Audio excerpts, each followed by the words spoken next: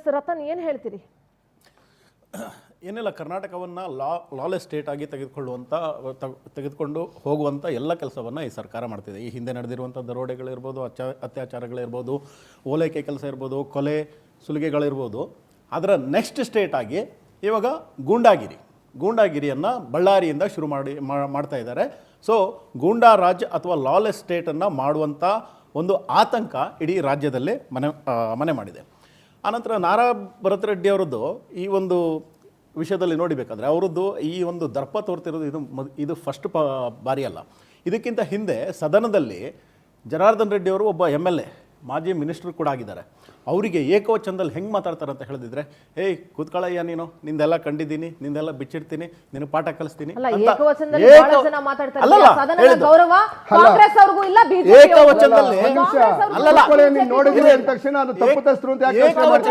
ಜನಾರ್ದನ್ ರೆಡ್ಡಿ ಅವರು ಬಂದ ನಂತರ ಯಾಕೆ ಗಲಾಟೆಗಳು ಶುರುವಾಗ್ತಾ ಇದ್ದಾರೆ? ಜನಾರ್ದನ್ ರೆಡ್ಡಿ ಅವರ ಗಡಿಪಾರು ಮಾಡಿದಾಗ ಯಾಕೆ ಗಲಾಟೆಗಳಾಗ್ಲಿಲ್ಲ? ಮಂಗಳೂರಿನಲ್ಲಿ ಇದೇ ರೀತಿ ಗಲಾಟೆಗಳಾಗ್ತಾ ಇತ್ತು. ಮಂಗಳೂರಿನಲ್ಲಿ ಇದೇ ರಕ್ತದೋಕಳಿ ಮಾಡಿಸಿದ್ರು ಬಿಜೆಪಿ ಅವರು. ಆಯ್ತಾ, ಒಂದು ಇದಕ್ಕಿಂತ ಹಿಂದೆ ಕೂಡ ಇವರು ಹಲವು ಬಾರಿ ಈ ಒಂದು ದರ್ಪವನ್ನು ತೋರಿಸಿದ್ದಾರೆ. ಆನಂತರ ನಾನು ಅಲ್ಲಿದ್ದ ಲೋಕಲ್ ಮಾಹಿತಿ ಕೇಳಿದ ಪ್ರಕಾರ ಜನಾರ್ದನ್ ರೆಡ್ಡಿ ಅವರು ಮೇಲೆ ಅವ್ರ ಕಾರಲ್ಲಿ ಬರ್ತಿರುವಾಗ ಸುಮಾರು 7-8 ಬಾರಿ ಫೈರ್ ಮಾಡಲಾಗಿದೆ ಅಂತ ಹೇಳಿದ್ರೆ, ಅದು ಬುಲೆಟ್ ಪ್ರೂಫ್ ಕಾರ್ ಆಗಿದ್ದರಿಂದ ಅವರು ತಪ್ಪಿಸ್ಕೊಂಡಿದ್ದಾರೆ ಅಂತ ಲೋಕಲ್ ಮಾಹಿತಿಯನ್ನು ಕೇಳಿದ್ದೀನಿ. ಒಂದು. ಎರಡನೇದಾಗಿ ನನಗೆಲ್ಲೋ ಅನಿಸ್ತಾ ಇದೆ ಇದು ಪೂರ್ವ ಯೋಜಿತ ಕೃತ್ಯ ಅಂತ ಅನಿಸ್ತಿದೆ. ಯಾಕಂತ ಹೇಳಿದ್ರೆ, ಮಧ್ಯಾಹ್ನ 2 ಗಂಟೆಗೆ ಅಲ್ಲಿ ಬ್ಯಾನರ್ ಕಟ್ಟೋಕೆ ಹೋಗಿರ್ತಾರೆ. ಬ್ಯಾನರ್ ಕಟ್ಟೋಕೆ ಹೋದಾಗ ಇವ್ರೇನು ಮಾಡ್ತಾರೆ, ಬ್ಯಾನರು ಮನೆ ಎದುರು ಆಫೀಸ್ ಎದುರು ಹಾಕಬೇಡಪ್ಪ ಅಂತ ಹೇಳ್ಕೊಂಡು ರಿಕ್ವೆಸ್ಟ್ ಮಾಡ್ತಾರೆ. ರಿಕ್ವೆಸ್ಟ್ ಮಾಡಿ ಆನಂತರ ಅವ್ರು ಹೋದಾಗ ತೆಗಿತಾರೆ. ಆಗ ಈ ಸತೀಶ್ ರೆಡ್ಡಿ ಅಂತ ಯಾರು ಭರತ್ ರೆಡ್ಡಿ ಅವರ ರೈಟ್ ಹ್ಯಾಂಡ್ ಮ್ಯಾನು, ಅವನು ಹೇಳ್ತಾನೆ, ಯಾರದು ತೆಗೆಸಿದ್ದು ಅಂತ ಹೇಳ್ಕೊಂಡು ಅವ್ರು ಹೋಗಿ ಆ ಜಾಗದಲ್ಲಿ ಕೂತ್ಕೊಂಡು ಇದನ್ನ ಬ್ಯಾನರ್ಗಳನ್ನ ಕಟ್ತಾರೆ. ಸರ್, ಆ ರೆಡ್ ಕಲರ್ ನೋಡಿದ್ರಲ್ಲ ನೀವು, ಮನೆ ಪ್ರೈವೇಟ್ ಗನ್ ಮ್ಯಾನ್.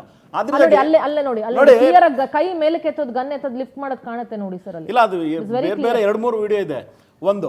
ಎರಡನೇದಾಗಿ ಯಾರ ಮನೆ ಎದುರಾದ್ರೂ ಆಫೀಸ್ ಎದುರಾದ್ರೂ ಇದು ಬ್ಯಾನರ್ ಅನ್ನ ಕಟ್ಟೋಕೆ ಯಾರಾದ್ರೂ ಬಿಡ್ತಾರಾ ಮೇಡಮ್? ಇವ್ರು ಇಷ್ಟೊಂದು ಹೇಳ್ತಿದಾರಲ್ಲ, ಇವ್ರ ಮನೆ ಎದುರು ಬಿಡ್ತಾರಾ? ಇವರು ನಾಯಕರ ಮನೆ ಎದುರು ಬರ್ತಾರ? ಸಿದ್ದರಾಮಯ್ಯನವ್ರ ಮನೆ ಎದುರು, ಆಫೀಸ್ ಎದುರು ಬಿಡ್ತಾರಾ? ಅದೇನ್ ಸರ್ಕಾರ ಅಲ್ಲ, ಒಂದ್ ನಿಮಿಷ, ನಿಮ್ ಮನೆ ಮುಂದೆ ಅಲ್ಲ ರೀ, ರಸ್ತೆ ಕಟ್ಟಕ್ ನೀವ್ಯಾರು ರಿಪಬ್ಲಿಕ್ ಆಫ್ ಮಳ್ಳರಿ ಮತ್ತೊಮ್ಮೆ ಮಾಡ್ತಾ ಇದ್ರು. ತುಂಬಾ ಜನ ಬಿಡಲ್ಲ. ಒಂದ್ ನಿಮಿಷ, ಏನಕ್ಕೆ ಬಿಡೋದಿಲ್ಲ? ಪೊಲೀಸ್ ಕಂಪ್ಲೇಂಟ್ ಕೊಡಿ, ನೀವು ಪೊಲೀಸ್ ಕಂಪ್ಲೇಂಟ್ ಕೊಡಿ. ಅದನ್ನ ಬಿಟ್ಟು ನೀವು ಜನಗಳ ಗಲಾಟೆ ಗೊಂಬೆ ಮಾಡಿಸ್ಬಿಟ್ಟು. ಮೊದಲನೇದಾಗಿ ಇವರು ರೈವಲ್ಸ್ ಆಗಿರೋದ್ರಿಂದಾಗಿ, ಅಂದ್ರೆ ಪೊಲಿಟಿಕಲ್ ರೈವಲ್ಸ್ ಆಗಿರೋದ್ರಿಂದಾಗಿ ಒಂದು ಕಾಮನ್ ಸೆನ್ಸ್ ಇರುವಂತ ಮನುಷ್ಯ ಆಗಿದ್ರೆ ಅಲ್ಲಿ ಯಾರು ಕೂಡ ಮಾಡ್ತಾ ಇಲ್ಲ. ಯಾಕಂದ್ರೆ ಇದು ಪೊಲಿಟಿಕಲ್ ರೈವಲ್ರಿ ಹೇಗಿರ್ಬೇಕಂತ ಹೇಳಿದ್ರೆ ಚುನಾವಣೆ ಸಮಯದಲ್ಲಿ ಇರಬೇಕು. ಇದು ಪೊಲಿಟಿಕಲ್ ರೈವಲ್ರಿ ಅಲ್ಲ, they both have the personal rivalry. ಅದು ಬೇರೆ ಅಲ್ಲಲ್ಲ, ಅದನ್ನ ಇಲ್ಲಿ ತೋರಿಸಬೇಕಂತ ಅವಶ್ಯಕತೆ ಇರ್ಲಿಲ್ವಲ್ಲ. ಆಯ್ತಾ, ಅಲ್ಲಿ ಫಸ್ಟ್ ಆಫ್ ಆಲ್ ಇದನ್ನ ಬ್ಯಾನರ್ ಕಟ್ಟೋಕೆ ಹೋಗಿದ್ದೆ ತಪ್ಪು. ಆನಂತರ ರಾತ್ರಿ ಪುನಃ ಹೋಗಿ ಅಲ್ಲಿ ಗಲಾಟೆ ಮಾಡಿದ್ದಾರೆ. ಎಲ್ಲೋ ಒಂದು ಕಡೆ ನನಗನ್ನಿಸ್ತಿದ್ದು ಪೂರ್ವ ಯೋಜಿತವಾದಂಥ ಕೃತ್ಯ. ಯಾಕಂತ ಹೇಳಿದ್ರೆ, ಅವರು ಮೊದಲೇ ಜನಾರ್ದನ್ ರೆಡ್ಡಿ ಅವರನ್ನ ನೋಡಿದ್ರೆ ಆಗಲ್ಲ. ಆನಂತರ ಜನಾರ್ದನ್ ರೆಡ್ಡಿ ಅವರು ವಾಪಸ್ಸು ಬಿಜೆಪಿಗೆ ಬಂದ ನಂತರ, ರಾಮುಲು ಅವರು ಇವರೆಲ್ಲ ಸೇರಿದ ನಂತರ ಬಿಜೆಪಿಯಲ್ಲಿ ಪುನಃ ಶೈನ್ ಆಗ್ತಾ ಇದೆ. ಬಳ್ಳಾರಿಯಲ್ಲಿ ಉತ್ತಮವಾದಂತ ಒಂದು ಕಲ್ಯಾಣ ಕರ್ನಾಟಕ ಸಂಘಟನೆ ನಡೀತಾ ಇದೆ. ಶ್ರೀರಾಮುಲು ಅವರು 3 ಸಾರಿ ಸೋತಿದ್ದಾರೆ. ಅಂದ್ರೆ ಬಳ್ಳಾರಿ ಜನತೆ ಮತ್ತೆ ಇಡೀ ಕಲ್ಯಾಣ ಕರ್ನಾಟಕ ಭಾಗದ ಜನತೆ ಅವರನ್ನ ಸೋಲಿಸಿದ್ದಾರೆ. ಹಾಗಾಗಿ ಶ್ರೀರಾಮುಲು ಅವರು ಅಸ್ತಿತ್ವವನ್ನು ಕಳ್ಕೊಂಡಿದ್ದಾರೆ. ಜನಾರ್ದನ್ ರೆಡ್ಡಿ ಅವರು ಹೇಗಾದ್ರೂ ಮಾಡಿ ಗಲಾಟೆನ ಮತ್ತೊಮ್ಮೆ ಎಲೆಕ್ಷನ್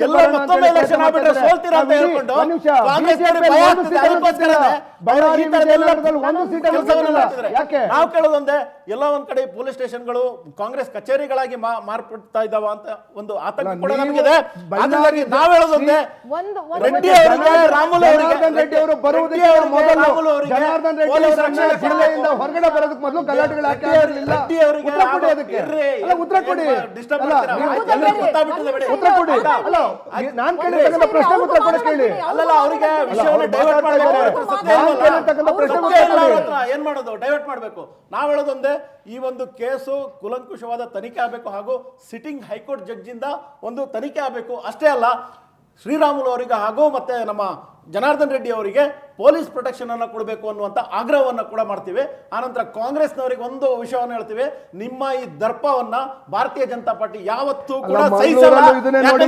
ಮಂಗಳೂರಲ್ಲಿ ರಕ್ತದೋಕುಳಿ ಮಾಡಿದಂತ ಬಿಜೆಪಿ ಅವರು ರಕ್ತದೋಕುಳಿಗೆ ತರೋದಕ್ಕೆ ಬಳ್ಳಾರಿ ರಿಪಬ್ಲಿಕ್ ಮಾಡೋದಕ್ಕೆ ಕಾಂಗ್ರೆಸ್ ಸರ್ಕಾರ ಬಿಡೋದಿಲ್ಲ. ಕಾನೂನನ್ನ ಯಾರೇ ಕೈಗೆ ತಗೊಂಡ್ರು ಕಾನೂನನ್ನ ಯಾರೇ ಕೈಗೆ ಸುಮ್ಮನೆ ಇರೋದಿಲ್ಲ. ನಾವು ಬಾಬಾ ಸಾಹೇಬ್ ಅಂಬೇಡ್ಕರ್ ಕೊಟ್ಟಿರ್ತಕ್ಕಂಥ ಕಾನೂನನ್ನ ಯಾರೇ ಕೈಗೆ ತಗೊಂಡ್ರು ಅವ್ರಿಗೆ ಶಿಕ್ಷೆ 100%. ಈ ಜನಾರ್ದನ್ ರೆಡ್ಡಿ ಅವರು ಬಳ್ಳಾರಿಗೆ ಬರುವುದಕ್ಕಿಂತ ಮೊದಲು 2.5 ವರ್ಷ ಹೇಗೆ ಬಳ್ಳಾರಿ ಶಾಂತಿಯುತವಾಗಿತ್ತು. ಯಾಕೆ ಅಂತ ಹೇಳಿದ್ರೆ ನೀವ್ರಿ ಹಾಳು ಮಾಡ್ತಾ ಇರೋದು. ಜನಾರ್ದನ್ ರೆಡ್ಡಿ ಬರುವುದಕ್ಕಿಂತ ಮೊದಲು ಬಳ್ಳಾರಿ ಶಾಂತವಾಗಿತ್ತು. ಬಳ್ಳಾರಿಗೆ ಜನಾರ್ದನ್ ರೆಡ್ಡಿ ಬಂದ ನಂತರ ಹೇಗಾದ್ರೂ ಮಾಡಿ ಮತ್ತೊಮ್ಮೆ ಜನರನ್ನ ಭಯಭೀತರನ್ನಾಗಿ ಎದುರಿಸಬೇಕು ಅಂತ ಹೇಳಿ ಈ ರೀತಿಯಾದಂತ ಗಲಾಟೆಯನ್ನು ಮಾಡೋದಕ್ಕೆ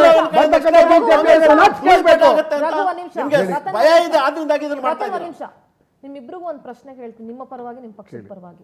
ನಿಮ್ ರಾಜಕೀಯ ಏನೇ ಇರ್ಲಿ, ನೀವಿಬ್ರು ಸೇರ್ಕೊಂಡು ಆ ಹೋಗಿರೋ ಹುಡುಗನ್ ವಾಪಸ್ ಕರ್ಕೊಂಡು ಬಂದ್ಬಿಟ್ರೆ ನಾನು ಅದನ್ನ ಕೇಳ್ತೀನಿ. ಯಾಕೆ ಜನಾರ್ದನ್ ರೆಡ್ಡಿ ಕೇಳಿ, ಯಾಕೆ ಈ ಇನ್ಸ್ಟಿಗೇಟ್ ಅನ್ನ ಯಾಕೆ ಇವತ್ತು ಈ ಬಳ್ಳಾರಿಯಲ್ಲಿ ಗಲಾಟೆಯನ್ನು ಮಾಡೋದಕ್ಕೆ ಮುಖ್ಯ ಕಾರಣ ಆಗಿರ್ತಕ್ಕಂಥ ಜನಾರ್ದನ್ ರೆಡ್ಡಿ ಅವರನ್ನ ಅರೆಸ್ಟ್ ಮಾಡಿ ಒಳಗಡೆ ಹಾಕ್ಬೇಕು.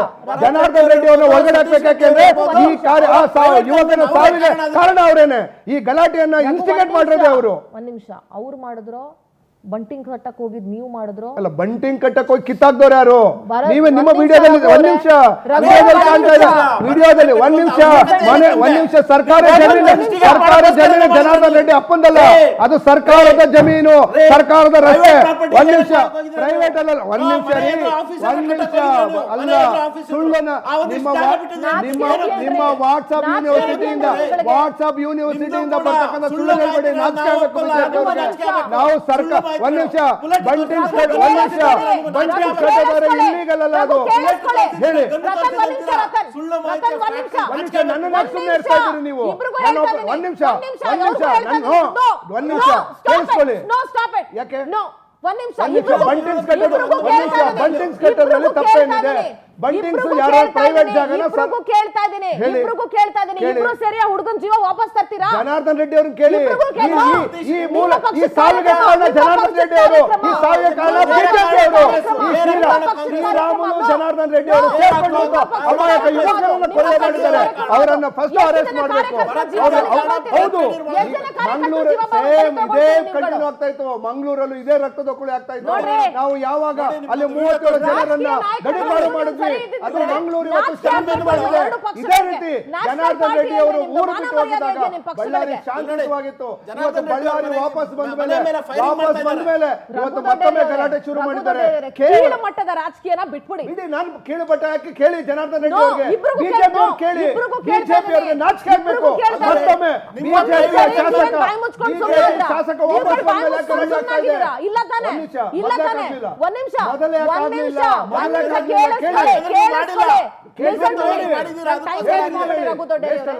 ಜನಾರ್ದನ್ ರೆಡ್ಡಿ ಬರುವುದಕ್ಕಿಂತ ಮೊದಲು ಗಲಾಟೆ ಬಳ್ಳಾರಿ ಯಾಕೆ ಶಾಂತಿಯುತವಾಗಿತ್ತು? 2.5 ವರ್ಷದಲ್ಲಿ ಯಾಕೆ ಗಲಾಟೆಗಳು ಮುಂದುವರಿದಿಲ್ಲ? Don't shout, listen to me. ಕಿರ್ಚಾಡಬೇಡಿ, ಕಿರ್ಚಾಡಿ ಡಿಬೇಟ್ ಹಾಳು ಮಾಡಬೇಡಿ. ನಾನು ನಿಮಗೆ ಪ್ರಶ್ನೆ ಕೇಳ್ತೀನಿ. 2.5 ವರ್ಷದಲ್ಲಿ ಶಾಂತಿಯುತವಾಗಿ ಉತ್ತರ ಕೊಡಿ. ಉತ್ತರ ಕೊಡಿ. ಇಷ್ಟೆಲ್ಲ ಮಾತಾಡ್ತೀರಲ್ಲ, ಆನ್ಸರ್ ವೇಟ್ ಮಾಡಿ. ರತನ್ ಒಂದ್ ನಿಮಿಷ, ನಾನು ಸಿಎಂ ಸ್ಟೇಟ್ಮೆಂಟ್ ನೋಡಿದೀನಿ, ಜಮೀರ್ ಸ್ಟೇಟ್ಮೆಂಟ್ ನೋಡಿದೀನಿ. ಜಮೀರ್ ಸ್ಟೇಟ್ಮೆಂಟ್ ಬೇಕಾದ್ರೆ I can play it right. ಒಂದ್ ನಿಮಿಷ ಕೇಳಿಸ್ಕೊಳ್ಳಿ ರಘು ದೊಡ್ಡೇರಿ ಅವರೇ. 2.5 ವರ್ಷ ಗಲಾಟೆ ಇರ್ಲಿಲ್ಲ, ಇವಾಗ ಯಾಕೆ ಗಲಾಟೆ ಬಂತು ಅಂತ ನೀವು ಹೇಳ್ತೀರಲ್ಲ? ಇನ್ಸ್ಟಿಗೇಟ್ ಮಾಡ್ರ ಅವ್ರೆ ಅಂತ ಒಂದು ನೀವು ಮಾತಾಡಿ. ಪ್ರಶ್ನೆ ಕೇಳಿದ್ಮೇಲೆ ನನಗೆ ಮಾತಾಡಕ್ ಬಿಡಿ. ಹೇಳಿ. ಹೇಳೋ ತನಕ ಸ್ವಲ್ಪ ಸಮಾಧಾನವಾಗಿ ಕೂತ್ಕೊಳ್ಳಿ. ಸರಿ, ಹೇಳಿ. ಯಾಕೆ ಇದು ಗಲಾಟೆ ಇರ್ಲಿಲ್ಲ ಅಂತ ಹೇಳ್ತಿರಲ್ಲ ನೀವು? ಕಾಂಗ್ರೆಸ್ನವ್ರಿಗೂ ಜನಾರ್ದನ್ ರೆಡ್ಡಿ ಹೊರಗಡೆ ಇರೋವರೆಗೂ ಕಾಂಗ್ರೆಸ್ನವ್ರಿಗೂ ಅಲ್ಲಿ ಏನು ಕೆಲಸ ಇರಲಿಲ್ಲ. ಒಂದ್ ನಿಮಿಷ, ಕೀಟ್ಲೆ ಮಾಡಕ್ ಏನು ಸಿಕ್ಕಿರ್ಲಿಲ್ಲ ಅಲ್ಲಿ. ನೀವು ಹೇಳಿದ್ರಿ ಬ್ಯಾನರ್ ಕಟ್ಟಕ್ ತಪ್ಪ ಅಂತ. ಯಾಕೆ ನಿಮ್ಮ ಪಕ್ಷಕ್ಕೂ ಕೇಳ್ತಾ ಇದ್ದೀನಿ ನಾನು ಅಂತಂದ್ರೆ, ಅವ್ರ ಕಡೆಯವರು ಆಯ್ತು, ನಿಮ್ಮ ಲೆಕ್ಕದಲ್ಲಿ ಜನಾರ್ದನ್ ರೆಡ್ಡಿ ಕಡೆಯವರೋ ಇಲ್ಲ ಅವ್ರ ಕಡೆಯವ್ರು ಬಂದು ಬ್ಯಾನರ್ ಕಿತ್ತಾಕ್ಬೇಕು ಯಾಕೆ ಅಂತ ನೀವು ಕೇಳಿದ್ರಲ್ಲ. ಬ್ಯಾನರ್ ಕಟ್ಟೋ ಜಾಗ ನಿಮ್ದು ಅಲ್ಲ. ನೀವು ಒಂದ್ ನಿಮಿಷ ಕೇಳಿಸ್ಕೊಳ್ಳಿ. You should allow me to speak. You should allow me to answer. ಕಾನೂನಾತ್ಮಕವಾಗಿ you should allow me to answer. ಕಾನೂನಾತ್ಮಕವಾಗಿ ಮಾತಾಡಿ. ಸ್ವಲ್ಪ ತಡ್ಕೊಳ್ಳಿ, ಪೂರ್ತಿ ಆನ್ಸರ್ ಮಾಡೋರ್ಗು ಕೇಳಿಸ್ಕೊಳ್ಳಿ. ಒಬ್ಬರೇ ಮಾತಾಡ್ಕೊಂಡು ಕೂತ್ಕೊಳ್ಳೋದಿದ್ರೆ ಕೆಪಿಸಿಸಿ ಆಫೀಸ್ಗೆ ಹೋಗಿ ಕೂತ್ಕೊಂಡು ಮಾತಾಡ್ಕೊಳ್ಳಿ. ನೀವು ಇಲ್ಲ ಕೇಳಿಸ್ಕೊಳ್ಳಿ. ಕಾನೂನಾತ್ಮಕವಾಗಿ ಮಾತಾಡಿ, ಹೇಳಿ. ಫಸ್ಟ್ ಮಾತಾಡಕ್ ಬಿಡ್ರಿ. ಸರಿ ಹೇಳಿ. ಟೈಮ್ ಯಾಕೆ ವೇಸ್ಟ್ ಕೇಳಿಸ್ಕೊತಾ ಮಾಡ್ತೀರಿ? ಇದ್ದೀನಿ, ಹೇಳಿ. ಟೈಮ್ ಯಾಕೆ ವೇಸ್ಟ್ ಮಾಡ್ತೀರಿ? ಸರಿ, yes, go ahead. ಜಾಗ ನಿಮ್ ಕಾಂಗ್ರೆಸ್ ಪಕ್ಷದ್ದು ಅಲ್ಲ, ನಿಮ್ ಬಿಜೆಪಿ ಅವ್ರದ್ದು ಅಲ್ಲ, ಅಲ್ವಾ? ಸರಿ. ಅಥವಾ ಜನಾರ್ದನ್ ರೆಡ್ಡಿದು ಅಲ್ಲ, ಭರತ್ ರೆಡ್ಡಿದು ಅಲ್ಲ. Exactly, ಹೌದು. ಒಂದ್ ನಿಮಿಷ ಕೇಳಿಸ್ಕೊಳ್ಳಿ. ನಿಮ್ಮ ಪಕ್ಷದ ಕಾರ್ಯಕ್ರಮ ಇದ್ದಾಗ ನೀವು ಇಷ್ಟ ಬಂದ್ ಕಡೆ ಬ್ಯಾನರ್ ಕಟ್ತೀರಾ, ಯಾಕ ಹುಡುಗನ್ ಜೀವಕ್ಕೆ ನೀವು ಜವಾಬ್ದಾರರು ಅಂದ್ರೆ ಬಿಜೆಪಿಗ್ರೋ ಅವ್ರ ಕಡೆಯವರೋ ಬಂದು ಬ್ಯಾನರ್ ಕಿತ್ತಾಕಿದ ತಕ್ಷಣ ನೀವು ಯಾರು ಪೊಲೀಸರಿಗೆ ದೂರ್ ಕೊಟ್ಟಿಲ್ಲ. ಒಂದ್ ನಿಮಿಷ ಸರಿ, ಡೋಂಟ್ ಸ್ಪೀಕ್ ಅಲ್ಲ, ಒಂದ್ ನಿಮಿಷ. ನೀವ್ ಯಾರು ಹೋಗಿ ಅವ್ರು Don't ಬ್ಯಾನರ್ speak ಕಟ್ಟೋ while ಟೈಮಲ್ಲಿ I'm ನೀವು speaking. ಬ್ಯಾನರ್ ಕಟ್ಟೋ ಟೈಮಲ್ಲಿ ಕಟ್ತಾ ಇದ್ದಾರೆ ಅಂತ ಕಂಪ್ಲೇಂಟ್ ಕೊಟ್ಟಿದ್ರಾ? ಒಂದ್ ಅಲ್ಲ ನಿಮಿಷ ರೀ, ಪೂರ್ತಿ ಅಲ್ಲಿ ಹೋಗಿ ಯಾಕೆ ಕೇಳಿಸ್ಕೊಳ್ರಿ. ಚೇರ್ ಹಾಕೊಂಡು ಕೂತ್ಕೊಳ್ಳೋದು ಒಂದ್ ನಿಮಿಷ ಏನಿತ್ತು ಪೂರ್ತಿ ಅವಶ್ಯಕತೆ? ಕೇಳಿಸ್ಕೊಳ್ರಿ. ಹೇಳಿ. ಯಾಕೆ ಟೈಮ್ ವೇಸ್ಟ್ ಮಾಡ್ತಿದ್ದೀರಾ? ಕೇಳ್ತೀನಿ ಡಿಬೇಟ್ ಅಲ್ಲಿ ಟೈಮ್ ಹೇಳಿ. ವೇಸ್ಟ್ ಆಗದೆ ನಿಮ್ಮಿಂದ. ಕೇಳಿಸ್ಕೊಳ್ಳಿ. ಆಯ್ತು, ಬರೀ ನಿಮ್ಮ ಹತ್ರ ಜಗಳ ಆಡೋದ್ರಲ್ಲೇ ಟೈಮ್ ವೇಸ್ಟ್ ಆಗುತ್ತೆ. ಮುಂದೆ ಹೋಗಿ. Don't do that. Kindly maintain the decorum of the Please, debate. ಮುಂದೆ ಹೋಗಿ. ಮುಂದೆ ಹೋಗಕ್ ಬಿಡಿ ನೀವು. ಸರಿ, ಫಸ್ಟ್ ಆಫ್ ಆಲ್ ಆಡಳಿತ ಪಕ್ಷದಲ್ಲಿರೋರು ನೀವು, ನಿಮ್ಗೆ ಜವಾಬ್ದಾರಿ ಇರಬೇಕು. ಜನ ಬಿಜೆಪಿನ ಪ್ರಶ್ನೆ ಮಾಡಲ್ಲ, ಕಾಂಗ್ರೆಸ್ನ ಪ್ರಶ್ನೆ ಮಾಡ್ತಾರೆ. ಇನ್ನೊಂದು ಹೇಳ್ತೀನಿ ಕೇಳಿಸ್ಕೊಳ್ಳಿ. ಬ್ಯಾನರ್ ಕಟ್ಟಬೇಕಾದ್ರೆ ಅವ್ರು ಪೊಲೀಸ್ ಅವ್ರು ಕಂಪ್ಲೇಂಟ್ ಮಾಡಿದ್ರ ಅಂತ ಕೇಳ್ತಿದ್ರಲ್ಲ ನೀವು, ಅವ್ರ ಮುಂದೆ ಹೋಗಿ ಬ್ಯಾನರ್ ಕಟ್ತೀವಿ ಅಂತ ನೀವು ಏನ್ ಪೊಲೀಸ್ ಅವ್ರಿಗೂ ಏನು ಹೋಗಿ ಹೇಳಿರ್ಲಿಲ್ಲ ನೀವು. ಒಂದ್ ಕೇಳಿಸ್ಕೊಳ್ಳಿ ಆಯ್ತಾ, ನೀವು ಪೊಲೀಸ್ ಅವ್ರಿಗೆ ಹೇಳಿರ್ಲಿಲ್ಲ. ಬ್ಯಾನರ್ ಕಿತ್ತಾಕಿದ ತಕ್ಷಣ ಆಡಳಿತ ಪಕ್ಷದಲ್ಲಿದ್ದವರು ನೀವು, ನಿಮ್ದೇ ಸರ್ಕಾರ ಆಯ್ತು, ನೀವೇ ಹೋಗಿ ಅವ್ರ ಮೇಲೆ ಕಂಪ್ಲೇಂಟ್ ಕೊಡ್ಬೋದಾಗಿತ್ತಲ್ಲ. ಗಲಾಟೆ ಆಗೋರ್ಗು ನನ್ನ ಮಾತು ಕೇಳಿಸ್ಕೊಳ್ಳಿ. ನಾನ್ ನಿಮ್ ಮಾತು ಕೇಳಿಸ್ಕೊಳಕ್ ರೆಡಿ ಇಲ್ಲ. ನಾನು ಜಾಸ್ತಿ ಕೇಳಿಸ್ಕೊಂಡಿದ್ದೀನಿ ಇವಾಗ. ನಾನ್ ಜಾಸ್ತಿ ಕೇಳಿಸ್ಕೊಳಕ್ ರೆಡಿ ಇಲ್ಲ. ನಿಮ್ ಮಾತನ್ನ ಕೇಳಿಸ್ಕೊಳ್ಳಿ. ಯಾಕೆ ಮಾಡಿಲ್ಲ? ಇಬ್ರು ಪಕ್ಷಗಳಿಗೂ ಹೇಳ್ತೀನಿ, ನಾಚಿಕೆ ಆಗ್ಬೇಕು. ನ್ಯಾಷನಲ್ ಪಾರ್ಟೀಸ್ ಅಂತ ಹೇಳ್ಕೊತೀರಾ. ಒಂದು ಕಾರ್ಯಕ್ರಮನ ನೆಟ್ಟಗ್ ನಡೆಸೋ ಯೋಗ್ಯತೆ ಇಲ್ಲ. ಅದು ಕಾಂಗ್ರೆಸ್ಗಾಗಿರ್ಲಿ ಬಿಜೆಪಿಗಾಗಿರ್ಲಿ. ಅವ್ರ ಮೇಲೆ ಇವರು ಮೃಗಗಳು ಈ ತರ ವರ್ತಿಸೋದಿಲ್ಲ. ಅವ್ನು ಯಾವನೋ ಕೆಂಪು ಪೇಟ ಹಾಕೊಂಡಿರ್ತಾನೆ, ಅವನೋಗಿ ಫೈರಿಂಗ್ ಮಾಡ್ತಾನೆ. ಇವ್ರ ಮೇಲೆ ಇವರು ರಾಜಕೀಯ ಮಾಡಕ್ಕೆ ಎಲ್ಲರೂ ಈ ಸಾವಿಂದ ತಪ್ಪಿಸ್ಕೊಳಕ್ ಟ್ರೈ ಮಾಡ್ತಿರೋರೆ ಸರ್. ಬಸವರಾಜ್ ಸರ್, ನಾನು ಹೇಳ್ತೀನಿ ಕೇಳಿ. ಇವ್ರ ಮೇಲೆ ಅವ್ರು ಹಾಕ್ಬೇಕು, ಅವ್ರ ಮೇಲೆ ಇವ್ರು ಹಾಕಿ ಒಟ್ನಲ್ಲಿ ನಮ್ ಪಕ್ಷ ಮಾಡಿಲ್ಲ, ನಮ್ ಶಾಸಕರು ಮಾಡಿಲ್ಲ ಅಂತ ತಪ್ಪಿಸ್ಕೊಳಕ್ ಟ್ರೈ ಮಾಡ್ತಿರೋರೆ ಇಲ್ಲಿ ನಾಚಿಗೇಡ್ ಪಕ್ಷಗಳು. ಏನಾಗಿದೆ ಮೇಡಮ್, ನಾನು 12 ಜಿಲ್ಲೆಯಲ್ಲಿ ಕೆಲಸ ಮಾಡಿದ್ದೇನೆ. ಎಲ್ಲ ಪಕ್ಷಗಳು ಈ ರೀತಿ ವರ್ತನೆ ಮಾಡ್ತಾರೆ. ಎಲ್ಲಿ ಅವ್ರ ಪಕ್ಷ ಇರ್ತದೆ, ಎಲ್ಲಿ ರಾಜಕೀಯ ನಾಯಕರ ಮನೆಗಳು ಇರ್ತವೆ, ಎಲ್ಲಿ ಆ ರಾಜಕೀಯ ಕಾರ್ಯಕರ್ತರು ಜಾಸ್ತಿ ಇರ್ತಾರೆ ಅಂತಲ್ಲೇನು ಹೋಗಿ ಬ್ಯಾನರ್ಸ್ ಕಟ್ಟೋದು ಬೇಕು ಅಂತ. ಇದು ಒಂದೇ ಊರಾಗಲ್ಲ, ಎಲ್ಲ ಊರಲ್ಲಿನೂ ಇದೇ ಪರಿಸ್ಥಿತಿ. ಕೆಲವೊಬ್ರು ಸಮಾಧಾನದಿಂದ ಇರ್ತಾರೆ, ಅಲ್ಲಿ ಏನು ಗಲಾಟೆ ಆಗೋದಿಲ್ಲ. ಇಲ್ಲಿ ರಾಜಕೀಯ ಅಸ್ತಿತ್ವದ ಹತಾಶೆ ಆಗಿದೆ ಬಳ್ಳಾರಿಯಲ್ಲಿ. ಅದಕ್ಕೆ ಇದರ ಪ್ರತಿಫಲ, ಅದ್ರ ಪ್ರತಿಫಲ ಇದು. ಅದ್ರ ಪ್ರತಿಫಲ ಇದು. ಅಮಾಯಕರನ್ನ ಜುಮಾ ಬಲಿ ಕೂತ್ಕೊಂಡದ್ದು ಅದ್ರ ಪ್ರತಿಫಲ ಇದು. ಆಗಬಾರ್ದಿತ್ತು, ನಿಜವಾಗಿ ಆಗಬಾರ್ದಿತ್ತು. ನಮ್ಮ ಪೊಲೀಸರು ಸದಾ ಅದನ್ನು ಸರಿಯಾದಂತ ಬಂದೋಬಸ್ತ್ ಮಾಡಬೇಕಾಗಿತ್ತು. ಪ್ರಶ್ನೆ ಕೇಳ್ತೀನಿ, ನೀವು ಹಿರಿಯರಿದ್ದೀರಿ, ಪೊಲೀಸ್ ಇಲಾಖೆಯಲ್ಲಿ ಇದ್ದಂಥವ್ರು. ಒಬ್ಬ ಪಕ್ಷದ ಒಂದು ನ್ಯಾಷನಲ್ ಪಾರ್ಟಿಯ ವಕ್ತಾರ ಕೂತ್ಕೊಂಡು ಹೇಳ್ತಾರೆ, ಕಾನೂನು ಯಾರಾದರೂ ಸುವ್ಯವಸ್ಥೆ ಹಾಳು ಮಾಡಿದ್ರೆ ಕಾನೂನನ್ನು ಕೈಗೆ ಎತ್ಕೊಂಡು ಅವ್ರಿಗೆ ಶೂಟ್ ಔಟ್ ಮಾಡ್ತೀವಿ ಅಂತ ಹೇಳ್ತಾರೆ. ನೀವೇನ್ ಹೇಳ್ತೀರಿ ಸರಿ? ಡೈರೆಕ್ಟ್ ಶೂಟ್ ಔಟ್ ಮಾಡ್ಲಿಕ್ಕೂ ಪೊಲೀಸರಿಗೆ ಅಧಿಕಾರ ಇಲ್ಲ. ಅಲ್ಲಿ ಮೊದಲು ಒಂದು ನಮ್ಮಲ್ಲಿ ಇಲ್ಲ ಮೇಡಮ್, ಒಂದು ನಿಮಿಷ. ಡೈರೆಕ್ಟ್ ಶೂಟ್ ಔಟ್ ಮಾಡಲಿಕ್ಕೆ ಯಾರಿಗೂ ಅಧಿಕಾರ ಇಲ್ಲ, ಪೊಲೀಸರಿಗಿಲ್ಲ, ಯಾರಿಗೂ ಇಲ್ಲ. ಮೊದಲು ಎಚ್ಚರಿಕೆಯನ್ನು ಕೊಡ್ತೇವೆ. ಅದಕ್ಕೂ ಬಗ್ಗದೇ ಇದ್ರೆ ಟಿಆರ್ ಗ್ಯಾಸ್ ಶೆಲ್ಲನ್ನು ಯೂಸ್ ಮಾಡ್ತೇವೆ. ಅದಕ್ಕೂ ಬಗ್ಗದೇ ಇದ್ರೆ ಲಾಠಿ ಚಾರ್ಜ್ ಮಾಡ್ತೇವೆ. ಅದಕ್ಕೂ ಬಗ್ಗದೇ ಇದ್ರೆ ಕೊನೆಗೆ ಫೈರಿಂಗ್ ಮಾಡ್ತೇವೆ. ಅದು ಏರ್ನಲ್ಲಿ ಫೈರಿಂಗ್ ಮಾಡ್ತೇವೆ. ಅದಕ್ಕೂ ಬಗ್ಗದೇ ಇದ್ರೆ ಕೊನೆಗೆ. ಆದ್ರೆ ಯಾರೇ ಕಾನೂನು ಸುವ್ಯವಸ್ಥೆ ಗಲಭೆ ಮಾಡಿದ್ರೆ ಅಥವಾ ಭಂಗ ತಂದ್ರೆ, ಕಾನೂನು ಕೈಗೆತ್ಕೊಂಡ್ರೆ ಅವ್ರನ್ನ ಶೂಟ್ ಔಟ್ ಮಾಡಿ ಬಿಸಾಕ್ತಿವಿ ಅಂತ ಹೇಳೋ ಮಾತು ಜನರಲ್ ಆಗಿ ಎಷ್ಟು ಸಮಂಜಸ ಸರ್? ಅದು ಒಂದು ಡಿಬೇಟ್, ಪೊಲಿಟಿಕಲ್ ಡಿಬೇಟ್ಸ್ ಅಲ್ಲಿ ನೋಡಿ, ಅದು ಶೋಭೆ ತರೋದಿಲ್ಲ. ನೀವ್ ಯಾರ್ರಿ ಶೂಟ್ ಔಟ್ ಮಾಡೋದಕ್ಕೆ? ನಿಮ್ ಸರ್ಕಾರ ಏನ್ ಶಾಶ್ವತನ? ನಿಮ್ ಸರ್ಕಾರದಲ್ಲಿ ಯಾರು ಕಾನೂನನ್ನ ಕೈ ತಗೊಂಡವರು ಯಾರು ಇಲ್ವಾ? ನೀವು ಕಾನೂನು ನೀವು ಸಪೋರ್ಟ್ ಮಾಡ್ತಾ ಇದ್ದೀರಾ? ಶೂಟ್ ಔಟ್ ಮಾಡಿ ಬಿಸಾಕ್ತೀನಿ ಅನ್ನೋದನ್ನು ನೀವು ಪ್ರವೋಕ್ ಮಾಡ್ತಾ ಇದ್ದೀರಿ. ನೀವು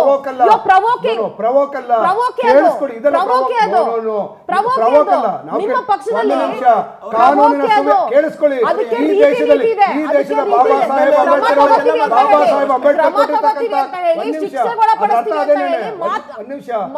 ಬಾಬಾ ಸಾಹೇಬ್ ಅಂಬೇಡ್ಕರ್ ಕೊಟ್ಟಿರ್ತಕ್ಕಂಥ ಕಾನೂನನ್ನ ಯಾರು ಶಾಂತಿಯಿಂದ ಸರ್ವ ಜನಾಂಗದ ಶಾಂತಿಯ ತೋಟವನ್ನ ಕಟ್ಟಬೇಕಾಗಿರ್ತಕ್ಕಂಥ ಕರ್ನಾಟಕವನ್ನ ಹಾಳು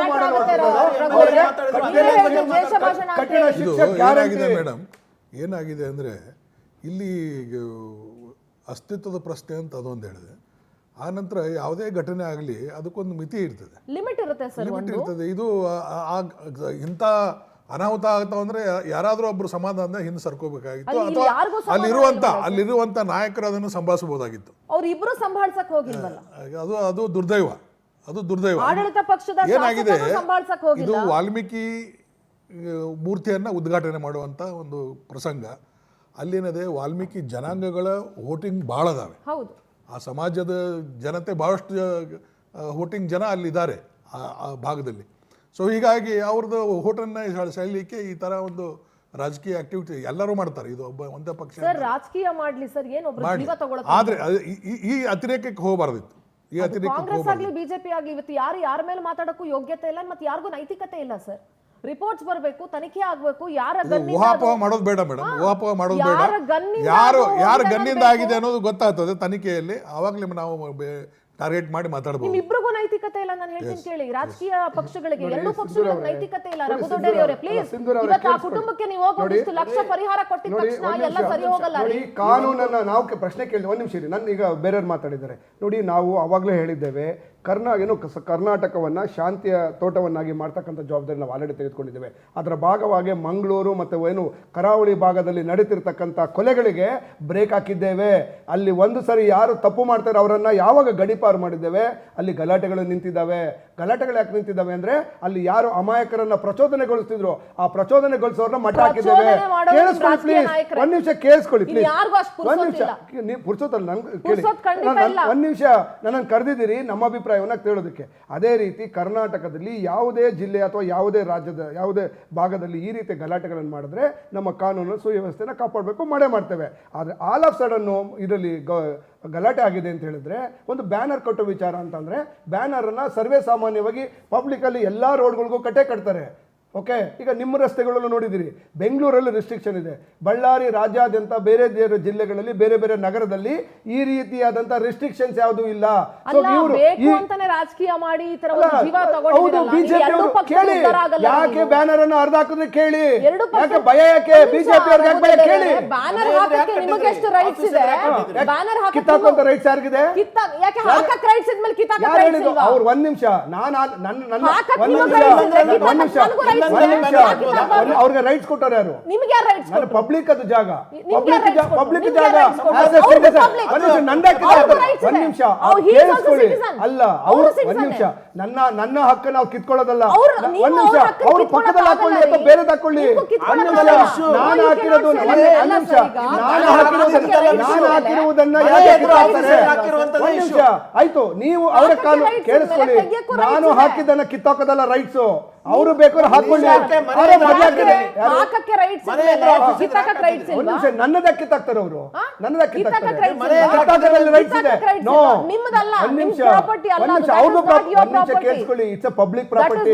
ರಸ್ತೆಯಲ್ಲಿ ನಾವು ಒಂದ್ ನಿಮಿಷ ಕಾನೂನನ್ನು ದಯವಿಟ್ಟು ತಿಳ್ಕೊಳ್ಳಿ. ಯಾರು ಹೌದು, ಒಂದ್ ನಿಮಿಷ, ನಾನು ಹೋಗಿ ಒಂದು ಕಾರ್ಯಕ್ರಮಕ್ಕೆ ಬ್ಯಾನರ್ ಹಾಕ್ತೆ ಅಂದ್ರೆ ಒಂದ್ ನಿಮಿಷ ಕೇಳಿಸ್ಕೊಳ್ಳಿ. ಒಂದ್ ನಿಮಿಷ, ನಾನು ಫಸ್ಟ್ ಹೋಗಿ ಬ್ಯಾನರ್ ಹಾಕ್ತೆ ಅಂದ್ರೆ ಕಿತ್ತಾಕ್ತೆ ಅಂತ ಅಂದ್ರೆ ಕೇವಲ ದ್ವೇಷ ರಾಜಕೀಯದಿಂದ ಗಲಾಟೆಯನ್ನ ಸೃಷ್ಟಿಸೋಕೋಸ್ಕರ ಮಾಡಿರ್ತಕ್ಕಂಥದ್ದು. ಅವರು ನಿಜವಾಗ್ಲೂ ಆ ರೀತಿ ಮಾಡಿದ್ರೆ ಬಂದು ಒಂದ್ ನಿಮಿಷ ಕಾಂಗ್ರೆಸ್ ನಾಯಕರ ಮನೆ ಮುಂದೆ ಇವ್ರು ಬ್ಯಾನರ್ ಹಾಕಿದ್ದು ನಾವೇನ ಕಿತ್ತಾಕಿದ್ರೆ ಅವಾಗ ಪ್ರಶ್ನೆ ಮಾಡ್ಬೇಕು. ಬಿಜೆಪಿ ಅವ್ರು ಕೇಳಿ, ಯಾಕೆ ರಾಜಕೀಯ ಆಗುತ್ತೆ ಕೇಳಿ. ಒಂದ್ ನಿಮಿಷ, ಏನಕ್ಕೆ? ಒಂದ್ ನಿಮಿಷ, ನಾವು ಕಾರ್ಯಕ್ರಮಕ್ಕೆ ಬ್ಯಾನರ್ ಅನ್ನು ಹಾಕೋದು ಸರ್ವೇ ಸಾಮಾನ್ಯ. ಅದನ್ನ ಕಿತ್ತಾಕಕ್ ಹೋಗಿ ಗಲಾಟೆಯನ್ನು ಸೃಷ್ಟಿ ಮಾಡಿರ್ತಕ್ಕಂಥದ್ದು ಬಿಜೆಪಿ ಅವರು. ಬಿಜೆಪಿ ಅವರ ಮೂಲ ಉದ್ದೇಶ ಕರ್ನಾಟಕವನ್ನ ಹಾಳು ಮಾಡಬೇಕು, ಬಳ್ಳಾರಿಯನ್ನ ಮತ್ತೊಮ್ಮೆ ರಿಪಬ್ಲಿಕ್ ಆಫ್ ಕರ್ನಾಟಕ ಮಾಡಬೇಕು ಅಂತ ಹೇಳಿ ಹೋದಂತ ಬಿಜೆಪಿ ಅವರಿಗೆ ಅಲ್ಲ, ಇಡೀ ಕರ್ನಾಟಕ ಭಾಗದಲ್ಲಿ ಬಿಜೆಪಿ ಅವ್ರನ್ನ ಧೂಳಿಪಟ ಮಾಡಿದ್ದಾರೆ. ಯಾಕೆ ಒಂದು ಸ್ಥಾನವನ್ನು ಗೆದ್ದಿಲ್ಲ ಇವರು? ಬಿಜೆಪಿ ಅವರ ಗೂಂಡಾ ರಾಜ್ಯವನ್ನ ಬಳ್ಳಾರಿ ವಿಜಯನಗರ ಜಿಲ್ಲೆಯಲ್ಲಿ ಒಂದು ಇನ್ನೊಂದು ಉದ್ದೇಶನೂ ಇರಬಹುದು. ಇಲ್ಲಿವರೆಗೆ ಅವ್ರಿಗೆ ಗಡಿಪಾರು ಮಾಡಿದ್ರು, ಕೋರ್ಟ್ನಿಂದ ಆದೇಶ ಇತ್ತು ಬಳ್ಳಾರಿ ಎಂಟರ್ ಮಾಡಬಾರ್ದು. ಇವ್ರು ಬಂದ ಮೇಲೆ ಈ ತರ ಗಲಾಟೆ ಆಗಿ ಕೊಲೆ ಆಗಿದೆ, ಫೈರಿಂಗ್ ಆಗಿ ಕೊಲೆ ಆಗಿದೆ ಅಂತ ಆ ಉದ್ದೇಶ ಇಟ್ಟುಕೊಂಡು ಮತ್ತೆ ಗಡಿಪಾರು ಮಾಡ್ಲಿಕ್ಕೆ ಹಾಗೂ ಇರಬಹುದು.